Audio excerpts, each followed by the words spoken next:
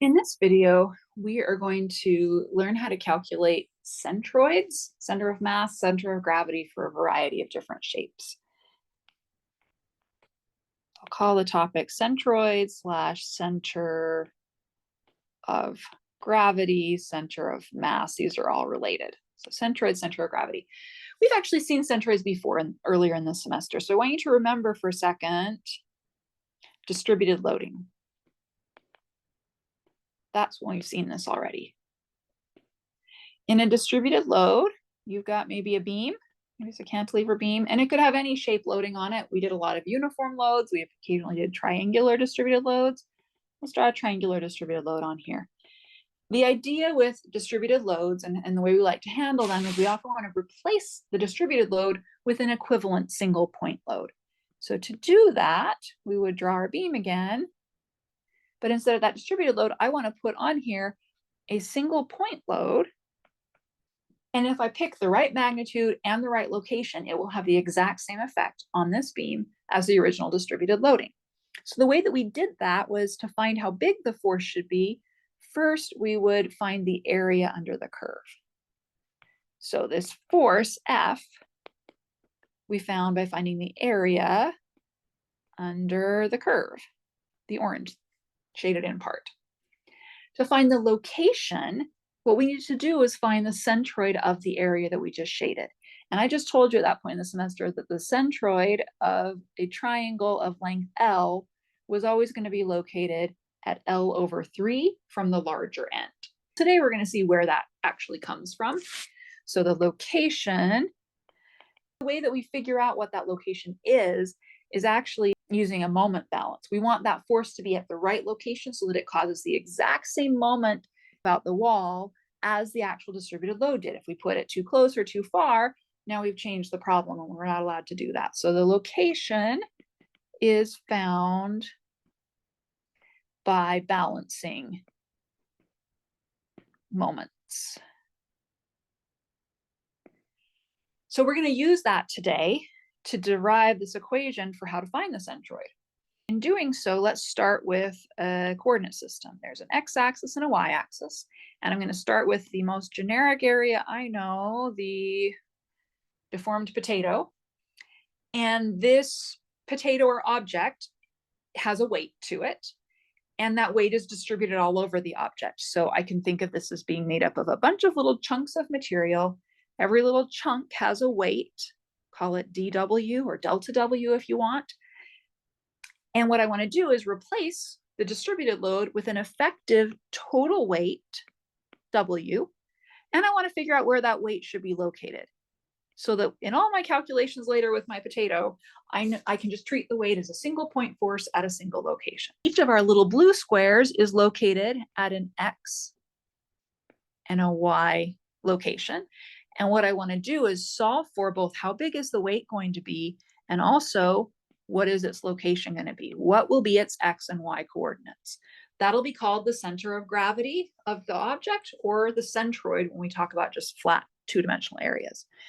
What we're going to use for notation is we're going to denote the centroid or center of gravity with a bar over the top. So we're going to call the horizontal coordinate X bar and the vertical coordinate Y bar. The idea here is, just like we did with distributed loads before, we want the weight to be equal to the sum of all of the weights. So W is going to equal the sum of all of the little delta W's or dW's.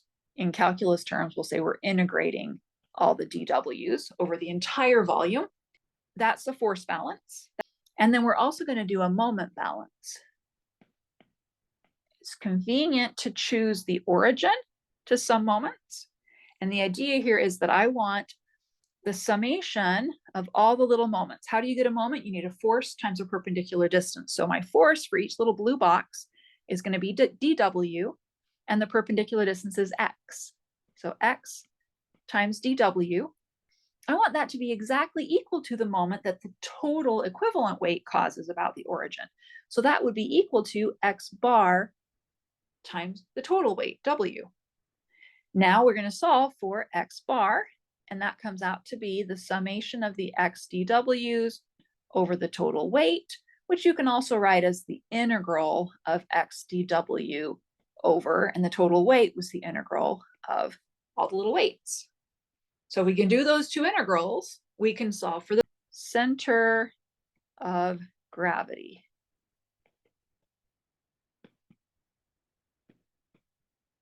So we've got center of gravity if we do this equation with weights.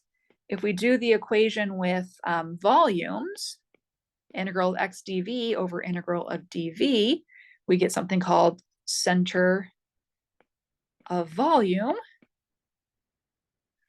And if we do it with areas, dA over integral dA, we get something called the centroid. And that's the one we're going to use in our class.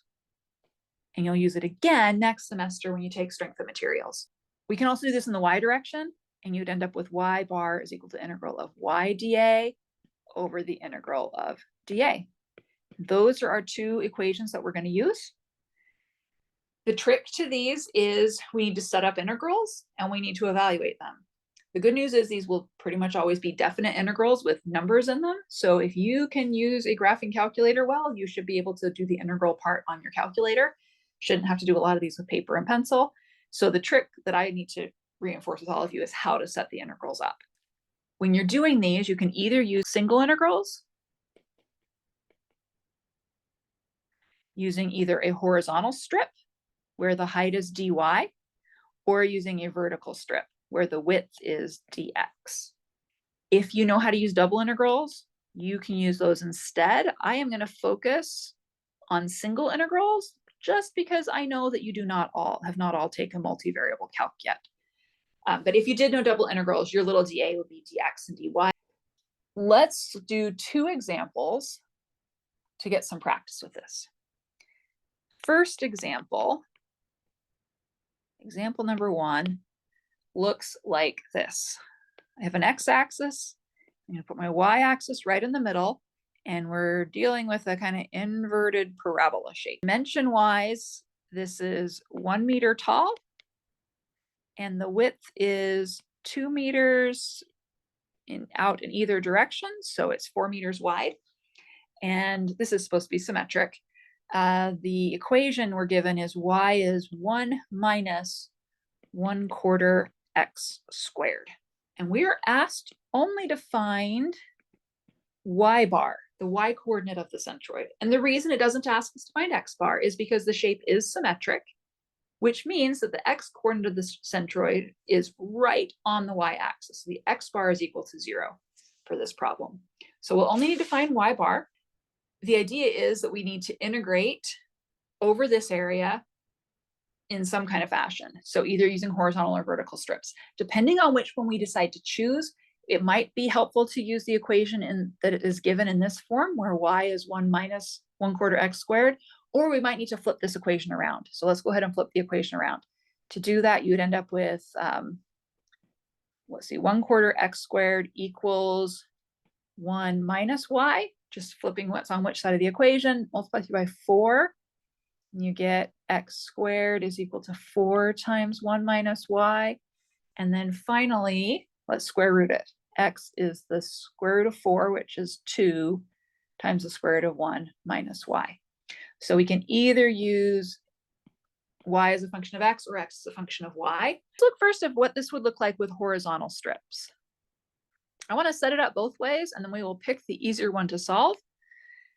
With horizontal strips, I'll just do a quick little sketch. There's my shape. So my horizontal strip would be a rectangle like that, whose height is dy. I would like to think of this as having a width equal to 2x. So my dA in this case would be 2x dy, because that width is x. I've got 2 of them. From the middle out is x, so 2x is how wide this is, and dy is how tall it is.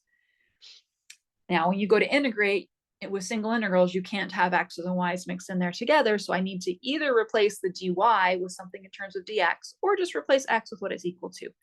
And since I already solved for x as a function of y, I think I'll just substitute it in. And I get dA is equal to, the 2 times the 2 becomes a 4, square root of 1 minus y dy. So let's set up the integral now. We've got our dA, so the integrals would look like this. Y bar is going to be the integral I'll have an integral on the top, integral on the bottom. The integral on the bottom just has dA in it, 4 square root of 1 minus y dy. And where are we integrating this from? We're doing horizontal strips. So we want to start at the bottom and go up to the top, 0 to 1, y equals 0 to y equals 1. On the top, we'll have the same integration limits. We'll have the same dA in there, but it also needs to be multiplied by what? We're finding y bar, so we need to have y dA. So y times 4 square root of 1 minus y dy. And that is what we need to integrate. Let's also set it up with vertical strips. We've got, there's our shape. Our vertical strip, we'll use blue maybe for that. Looks like this, where the width is going to be dx and the height is going to be y. And that's something that's going to vary as I move from left to right. So I'd be integrating this one from left, start over here on the left, and I'm going to add up all these strips as I go from left to right. This is a little bit trickier to set up. The horizontal strip one is actually easier when you're finding y bar. So here's why the vertical one is tricky. First thing is I need to find dA. That's not too bad. dA is going to be y times dx.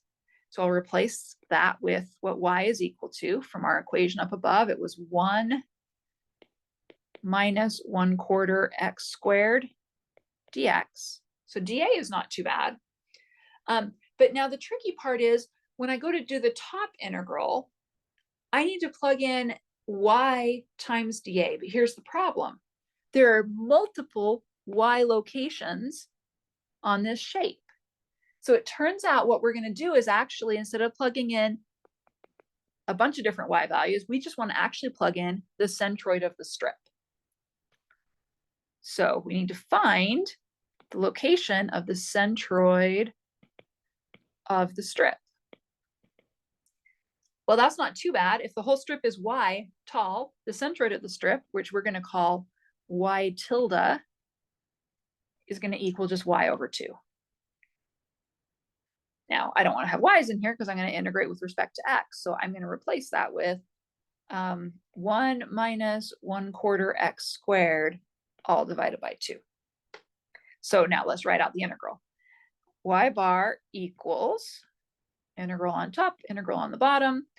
The one on the bottom's easy. It's 1 minus 1/4 x squared dx. And we're going to integrate from x equals -2 to +2. Forgot a parentheses there.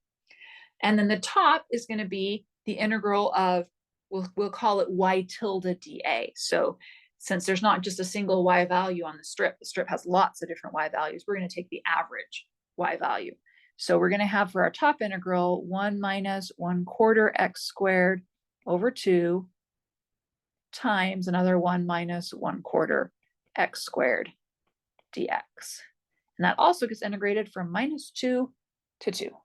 So I don't know which of those integrals you think is easier. So, and this is one of those cases where the first integral was fast and easy to set up because that entire strip, think of it as being infinitely thin, is exactly located at a single y location. So everywhere along that strip has a single y that can go right here. For the vertical strips, you actually need to plug in the centroid of the strip times the area. However, here's the nice thing. I'm actually way better integrating polynomials than I am integrating with square roots. So this one is a little harder to set up, but actually easier to integrate. Y bar is going to equal that top integral, -2 to 2, is just written a little differently as 1/2 1 minus 1/4 x squared times 1 minus 1/4 x squared dx.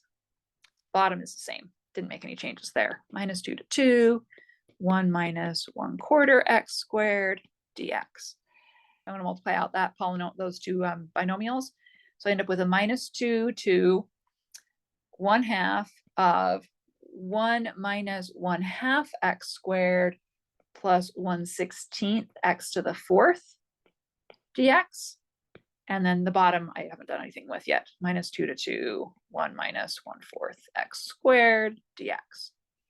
Now I can do the integration because these are just polynomials. This becomes, the 1/2 comes out in front and the 1 turns into an x. The x squared becomes an x cubed over 3, so that becomes a minus 1/6 x cubed. And then I've got 1/16. My x to the 4th becomes a 1/5 x to the 5th. That needs to be evaluated from x equals minus 2 to 2. And on the bottom, my 1 becomes an x, and my x squared becomes an x cubed over 3. So 1/4 times 1/3 is minus 1/12 x cubed, also evaluated from minus 2 to 2. And if you plug in all those 2's and minus 2's, this comes out to be 2/5 of a meter. And here's something really nice about centroids. You already have an upper and lower bound on centroid from the original geometry of the picture, right? Do you remember our original picture? This shape was 1 meter tall. We were finding the centroid measured from the bottom of it. So we know our answer should be somewhere between 0 and 1. If you get anything outside of that, anything bigger than 1 or ever anything negative, you know you've got the wrong value. And the fact that it's 2/5 makes sense to me because my shape has got more weight on the bottom half than the top half, so you would expect it to be below the middle. And so 2/5, we've already got a pretty tight bound on what our answer needs to be, so I think we've got the right answer. Let's do one more example.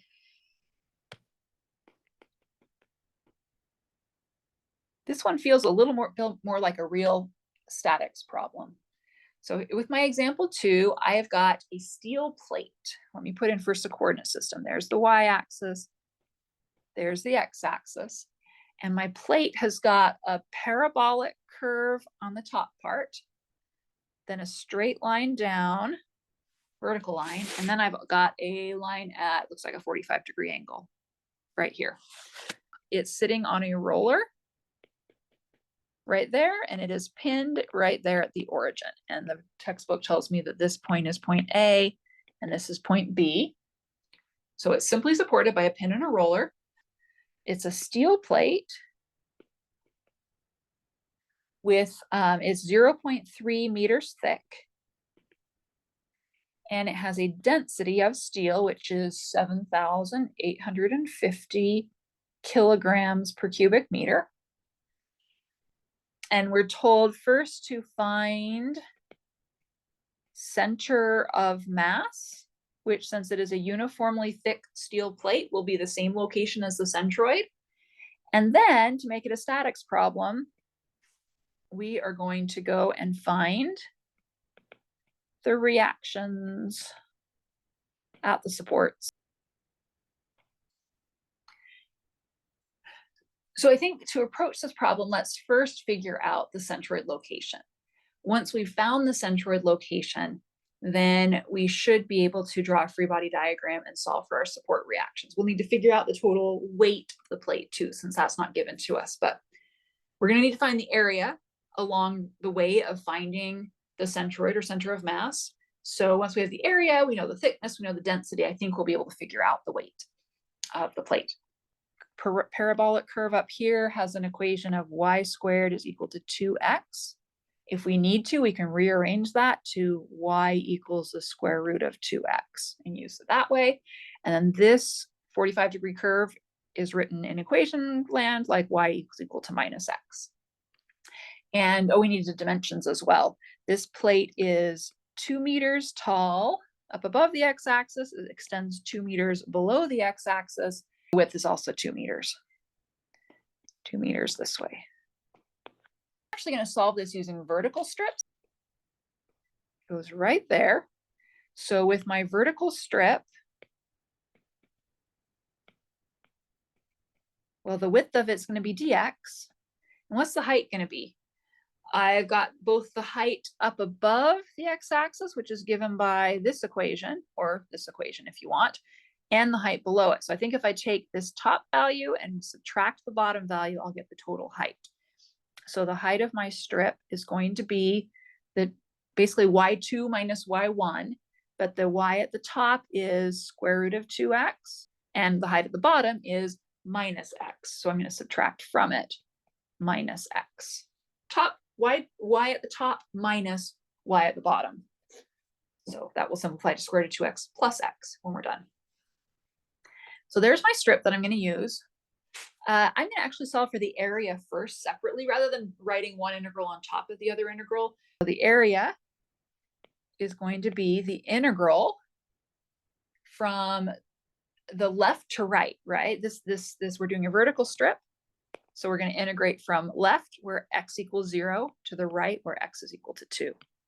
So we're integrating from 0 to 2 of just dA. And dA is going to be square root of 2x plus x dx. And that's not too hard of an integral to solve for, right? The square root of 2x, that's just like a square root of 2 times x to the 1/2. So you increase the exponent by 1 and divide by the new exponent. So let's write that out. This area, I'm going to actually scoot the area over here and just write it right there. So that it becomes a square root of 2, the x to the 1/2 becomes x to the 3/2 divided by 3/2. And the x becomes x squared over 2, and we evaluate it from 0 to 2, and this comes out to be 4.667 meters squared are the units. So we have the area, and so next we need to find x bar and y bar. X bar is going to be the integral of x dA over the area, which we just found. Well, what's that top integral going to be with our vertical strips? It's going to be integral from 0 to 2 of x times square root of 2x plus x dx over the area. The first part becomes square root of 2. We had an x to the 3/2, so that's going to become x to the 5/2 divided by 5/2 plus the x squared will become x cubed over 3. That gets divided from 0 to 2. You divide the whole thing by the area, and the number comes out to be 1.26 meters. That's the x coordinate of the centroid. Let's look at the picture and see if that makes any sense. So the whole shape is 2 meters wide. So you're expecting a number between 0 and 2, which I got. Also, more of the shape is on the right half versus the left, so I'm expecting that my centroid will be right of center, and it is 1.26 meters. Sounds reasonable to me. Let's do y bar. Integral of y dA over a. Do you remember what we did before?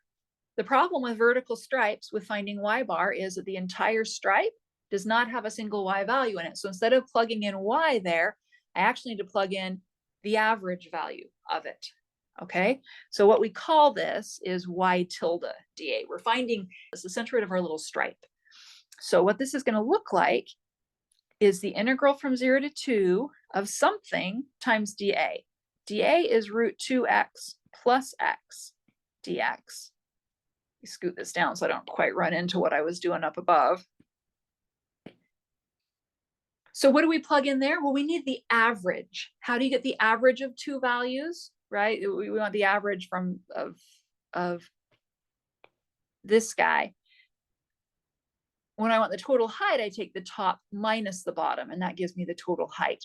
If I want the average of these two, that'll give me the middle point. To get the average, you take the two, sum them, and divide by 2. So what that's going to look like in this case is one curve is at square root of 2x. The other is at minus x. And they get added this time because I'm trying to find their average. And now I have to divide the whole thing by 2 to get me the average. And then when I'm done, divide the whole thing by the area. This is another case where I've got a binomial in there. So I want to multiply those two things out first, simplify, and do the analysis. Or plug it all into your calculator. Let your calculator do the work. When you're done, the number comes out to be 0.143 meters. And let's go back and look at the picture to see if that makes sense. I think it makes sense. We've got a bunch of area above the x-axis, a bunch of area below the x-axis. On the whole, we maybe have a little more area above than below, but not significantly more. And so the y coordinate of the centroid ends up being just a little bit above 0, but not huge. All right, and that's the first part of the problem. Where's the center of mass? It's sitting right about there. Come over a little past center and up just a little bit above the x-axis. And that seems reasonable to me. It turns out in solving the second part, the reaction to the support, we don't actually need to know that vertical location because our weight is going to act straight downward, and all that matters for finding moments is the perpendicular distance of it, not how high it is. So that y centroid location is not as important as the x centroid location for this problem. So to find reactions, I need a free body diagram. A free body diagram is going to look like I have a curve up, a straight line down, 45-degree line down. At point B, we've got a roller. So we're going to have a force at B that's perpendicular. It's at a 45-degree angle. Call that the force at B. Then at A, we're going to have an AX and an AY because it's a pin. So it's got two unknowns. And then over here at the centroid, center of mass location that we just found, we will have a downward weight W. I believe those are all of the forces acting on our plate. I do not know, unfortunately, how big the weight is yet, so I need to do some work. So to get the weight is mg. I know g, but I don't know mass. How do I get mass? Mass is density times volume. So density times volume times g will give me my weight, but I don't have volume either. However, we're told the thickness of the plate. So I think if I do density, volume will be thickness times area, and then g converts it into a weight. So let's plug all those values in. Density is 7850 kilograms per cubic meter. Thickness is 0.3 meters. Area we found was 4.667 meters squared. And g, you guys probably have memorized, 9.81 meters per second squared. And then let's look at the units here. My meters cubed will cancel meters squared and meters. And then I'm left with kilogram meter per second squared, and that's a Newton. Comes out to be 107.81 times 10 to the third newtons. This is steel, it's big, it weighs a lot. So you could also write that as 108 kilonewtons. There's the weight they're going to use. And now this is back to a regular statics problem. We want to sum moments and we want to sum forces to solve for everything. I like to sum moments first about the point that has the most unknowns. So that would be point A. Give me a sign convention. The weight will cause a negative moment. So minus 108 kilonewtons, and its distance away, that's that X centroid location. It was 1.26 meters away. And then plus the force at B, oh, I need a perpendicular distance. I can find the perpendicular distance. It's perpendicular to the surface right there. And I knew it was 2 meters by 2 meters. So I should be able to find that perpendicular distance. 2 squared plus 2 squared is 8. So the total square root that would be total of square root of 8 meters. Just using a little bit of trig. I know that this is 2 meters and 2 meters. So the hypotenuse is the square root of 8 meters. Force at B comes out to be 47.9 kilonewtons. And then if we sum forces in the X direction, right way being positive, AX is going to come out to be negative. AX plus the force at B times cosine of 45 equals 0. So AX comes out to be minus 33.9 kilonewtons. And if we sum forces in the Y direction, we get AY plus FB sine 45 minus the weight equals 0. And AY comes out to be 73.9 kilonewtons. Okay, so that is the end of today's topic, which is finding the centroid of an area or the center of mass or center of gravity of an object.